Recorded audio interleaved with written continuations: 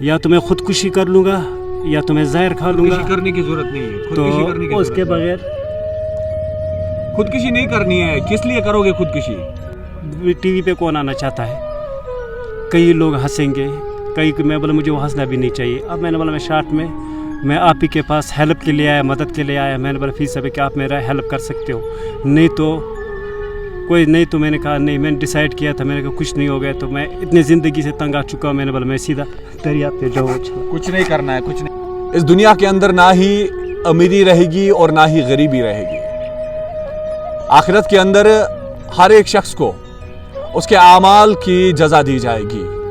لیکن اب جس شخص نے بھی اس دنیا کے اندر اچھے کام کیے ہوں گے, نیک کام کیے ہوں گے, دوسروں کے کام آیا ہوگا, جو ایک انسانیت کا فرض ہے, اس شخص کو یقیناً اللہ کی جانب سے اجر ملے گا.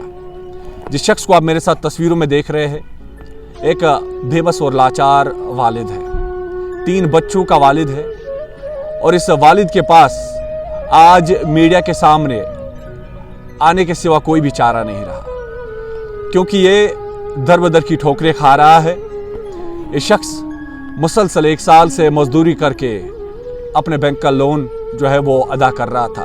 لون کوئی بڑا نہیں تھا, 10 یا 20 ہزار کا لون لیا ہوا تھا, اور اس کے اوپر اب انٹرسٹ اتنا آ چکا ہے کہ اب اس کو ادا بھی نہیں کر پا رہا ہے. اور اس کے ساتھ ساتھ اس کی بیوی کا جو ہے وہ علاج و معالجہ چل رہا ہے, جو مسلسل کئی سالوں سے بیڈ ریڈن ہے, اور اس کے علاج کے لیے, بچوں کی فی کے لیے, گھر چلانے کے لیے, اس لون کا قسط بھرنے کے لیے اب یہ بہت زیادہ پریشان ہو چکا ہے.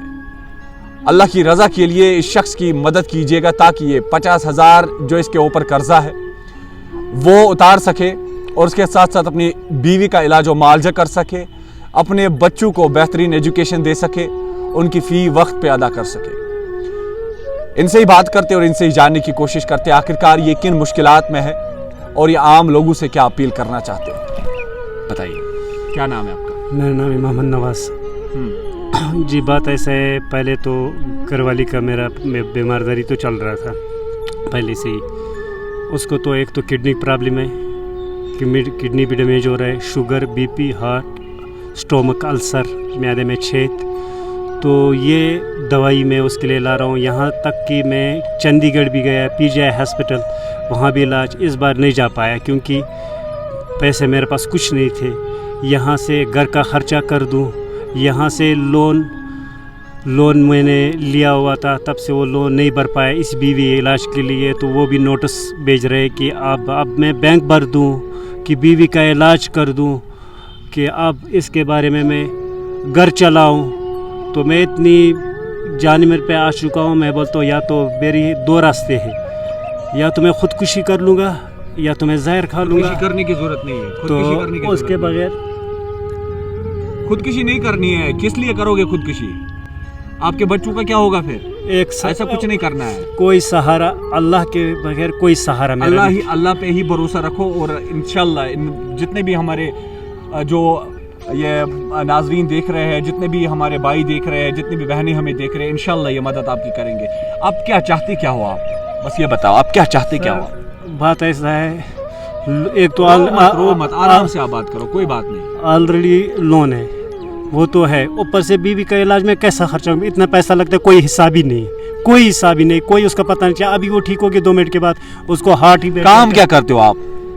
میں تو مزدوری کرتا تھا, اور ان دنوں تو مزدوری بھی نہیں ہے. تو اب مزدوری کر کے کنٹینیو مزدوری ہے ہی نہیں. اب کسی کے ساتھ مزدوری تو کرے تو تجھے پتہ وقت پہ ٹائم پہ پیسہ نہیں ملا. اب ٹی وی پہ کون آنا چاہتا ہے؟ کئی لوگ ہنسیں گے, میں بولا مجھے وہ ہنسنا بھی نہیں چاہیے. اب میں نے بولا میں شارٹ میں آپ ہی کے پاس ہیلپ کے لیے آیا, مدد کے لیے آیا. میں نے بولا فی صاحب کہ آپ میرا ہیلپ کر سکتے ہو, نہیں تو میں نے کہا نہیں, میں نے ڈیسائیڈ کیا تھا, میں نے کہا کچھ نہیں ہو گیا. تو میں اتنی زندگی سے تنگ آ چکا ہوں, میں نے بولا میں سیدھا دریا پہ جاؤ. کچھ نہیں کرنا ہے, کچھ نہیں کرنا ہے. نواز, آپ آرام سے بیٹھو, ہم آپ کے بھائی ہیں, کوئی مسئلہ نہیں ہے. وقت اور حالات اس قدر مجبور کر دیتے ہیں. ایک بے بس اور لاچار والد ہمارے ساتھ موجود ہے. محمد نواز ضلع گاندربل کا رہنے والا ہے, اور یہ محمد نواز اب بیوی کے علاج کے لیے جو ہے پیسے صرف کر رہا ہے, مزدوری کر کے وہ پیسے کہیں نہ کہیں سے لا رہا ہے.